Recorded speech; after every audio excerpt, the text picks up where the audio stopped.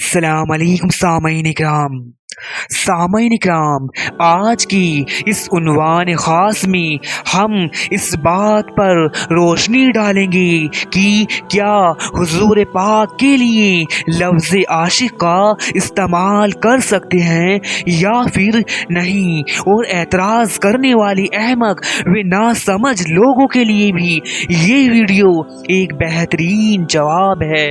تو سامعین اکرام، جانکاری بہت خاص ہے، لہٰذا بنا اسکپ کی ویڈیو مکمل طور پر لازمی دیکھیں، اور جتنے چینل پر نئے آئے ہیں ویڈیو اچھی لگی تو لائک کریں، شیئر کریں اور چینل سبسکرائب ضرور کریں۔ تو چلیے سلسلہ شروع کرتے ہیں۔ سامعین اکرام، دیکھیے، جب کبھی بھی حضور پاک صلی اللہ تعالی علیہ وسلم کے ساتھ لفظ عشق یا عاشق کی بات آتی ہے تو کچھ ایسے لوگ جنہیں ہم ناسمجھ و احمق کہہ لیں، یا دین کے اصل شعور سے غافل لوگ کہہ لیں، یا پھر وہابی ملا پرست لوگ کہہ لیں، یہ بے تکا جاہلانہ اعتراض کرتے ہیں کہ لفظ عشق ایک بازارو لفظ ہے، اور جب ہم اس بازارو لفظ کو اپنے ماں بہن کے لیے یوز نہیں کر سکتے تو پھر حضور پاک کے لیے کیسے یوز کر سکتے ہیں؟ تو سامعین اکرام، سب سے پہلے میں یہ بتاتا چلوں کہ ان کا یہ جاہلانہ اعتراض حضور پاک کی محبت و ہمدردی نہیں بلکہ صرف ایک جاہلانہ چوچلا ہے۔ سامعین اکرام، تو چلیے اس جاہلانہ اعتراض کا پردہ فاش کرتے ہیں۔ تو سامعین اکرام، دیکھیے، کسی بھی بھاشا کے لفظ و الفاظ ہوتے ہیں، یہ بھاشا وگیان کے تحت آتے ہیں، اور کچھ الفاظ ایسے ہوتے ہیں کہ وہ بھلے کسی بھی زبان سے لیے گئے ہوں لیکن وہ تقریباً سب طرح کے لوگوں کے بیچ مشہور رہتا ہے۔ جیسے کہ ہم کہتے ہیں نماز،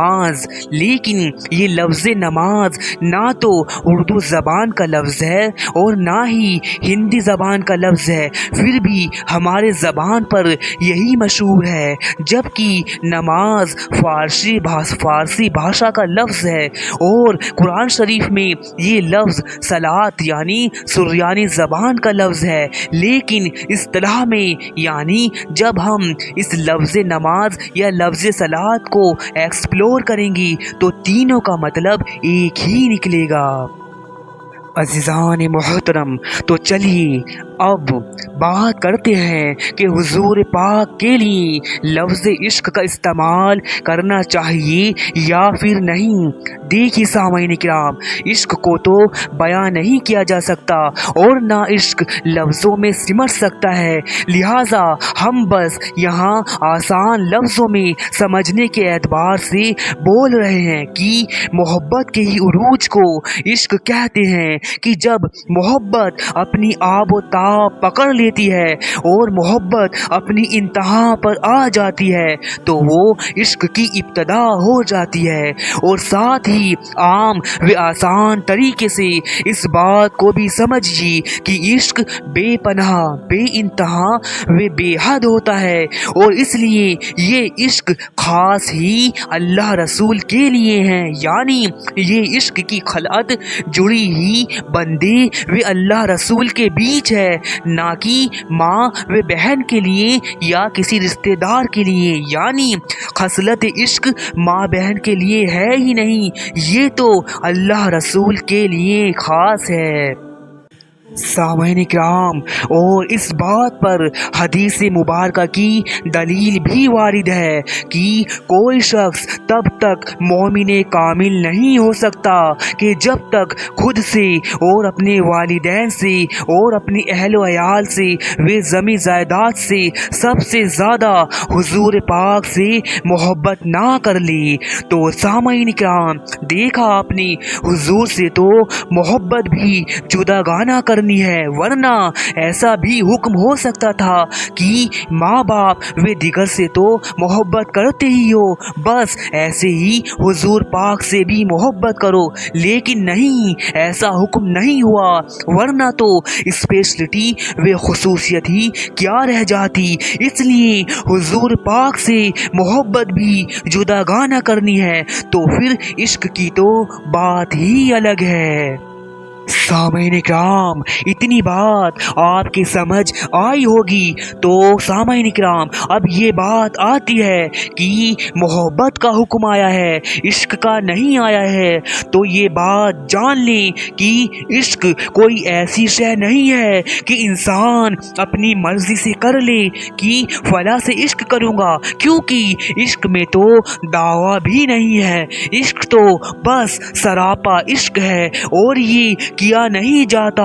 بلکہ عطا ہوتا ہے اس کو جو عشق کے لائق ہے۔ لیکن کیا خبر کس لائق عشق انسان پر اللہ کا فضل ہو جائے اور حضور پاک سے کی گئی جداگانہ محبت عروج اختیار کر مقام انتہا پر پہنچ جائے اور اس شخص کو عشق کی دولت عطا ہو جائے۔ بس اسی باعث عشق کا حکم نہیں دیا گیا، بلکہ یہ عشق تو عطا کیا جاتا ہے، اس لیے حضور پاک سے جداگانہ محبت کا حکم دیا گیا ہے۔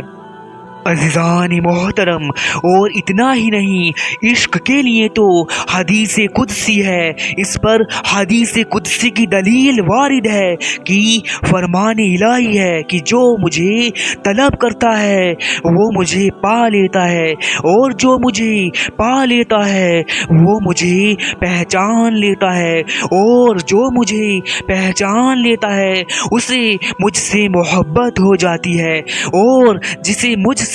محبت ہو جاتی ہے اسے میرے ساتھ عشق ہو جاتا ہے، اور جسے میرے ساتھ عشق ہو جاتا ہے میں اسے قتل کر دیتا ہوں، اور جسے میں قتل کر دیتا ہوں اس کی دیت میرے اوپر لازم ہے، اور اس کی دیت میں خود ہوں۔ تو عزیزان محترم، تو دیکھا آپ نے یہاں بھی اللہ کے لیے محبت و عشق ثابت ہے۔ المختصر خلاصہ یہ ہے کہ یہ جداگانہ محبت و عشق ہے ہی خاص اللہ رسول کے لیے، نہ کہ ماں بہن و دیگر رشتہ داروں کے لیے، اور جس احمق و ناسمجھ لوگوں کو یہ لفظ عشق بازارو لگتا ہے، در حقیقت اس کی سوچ خود بازارو ہے۔